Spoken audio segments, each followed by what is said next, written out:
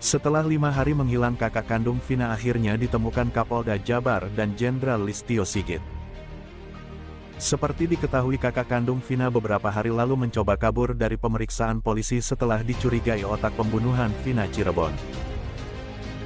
Kakak kandung Vina diduga kedapatan tengah berada di wilayah Purwakarta, Jawa Barat jelang sidang pra-peradilan perdana Senin tanggal 24 Juni tahun 2024 lalu. Kakak kandung Vina itu pergi meninggalkan Cirebon di saat situasi kasus Vina Cirebon masih menemui jalan buntu.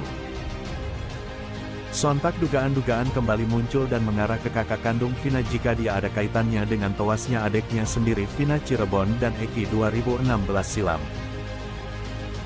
Dugaan kakak kandung Vina pergi meninggalkan daerahnya dibongkar sosok Widya. Tak hanya Ibu Widya, bahkan Herwanto juga ikut mendesak Polri untuk segera menangkap kakak kandung Vina, yakin 100% otak kasus Vina Cirebon.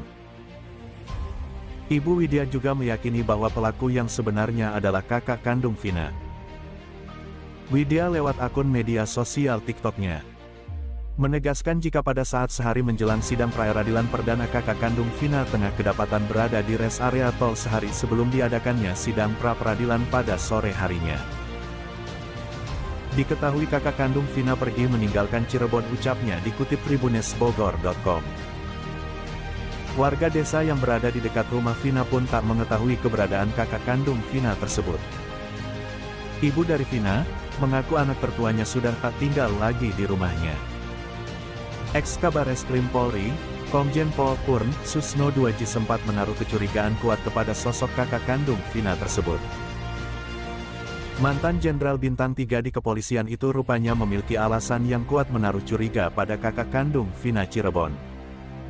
Susno Duaji menegaskan, dirinya bukan menuduh. Namun, berdasarkan analisa yang dilakukannya terhadap kasus tersebut, Susno Duaji yakin, jika nama para pelaku yang didapat bersumber dari kakak Vina. Bukan hanya kakak Vina, bahkan Susno Duaji menyebut jika sosok Dede dan Melmel pun harus diperiksa. Nama-nama tersebut lantas disebutkan oleh Ibtu Rudiana di hadapan penyidik. Karena itu, Susno mendesak penyidik kembali memeriksa sejumlah saksi kasus Vina, di antaranya kakak kandung Vina, AF, Melmel, dan Dede.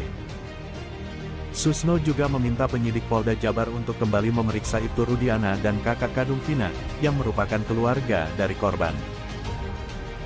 Menurutnya, Ibtu Rudiana dan kakak kandung Vina perlu dimintai keterangan lagi untuk mengungkap asal 11 nama tersangka yang diungkapkan dalam berita acara pemeriksaan BAB. Selain itu, Susno juga menilai penyidik harus mengulangi kembali penyelidikan kasus ini. Satu di antaranya, dengan membuka rekaman CCTV di sekitar lokasi tewasnya Vina dan Eki. Sebagai informasi, Pegi yang sempat jadi tersangka kini sudah bebas. Pegi cerita alasannya dulu berani bantah bunuh Vina. Pegi Setiawan telah dibebaskan dari status tersangka kasus pembunuhan Vina dan Eki di Cirebon pada 2016 silam.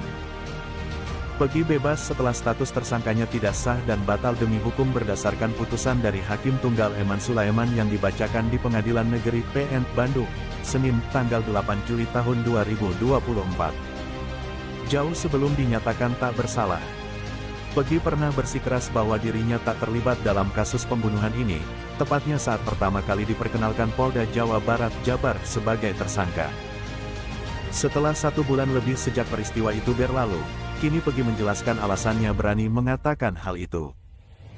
Awalnya, beberapa saat sebelum konferensi pers dari Polda Jabar pada Mei lalu dimulai, Pegi mengatakan sebenarnya dirinya tak memiliki keberanian untuk melawan. Namun, setelah pihak kepolisian menerangkan bahwa Pegi adalah dalang utama dalam kasus pembunuhan Vina Cirebon, keberanian itu muncul dalam dirinya. Pasalnya, Polda Jabar menunjukkan foto keluarganya.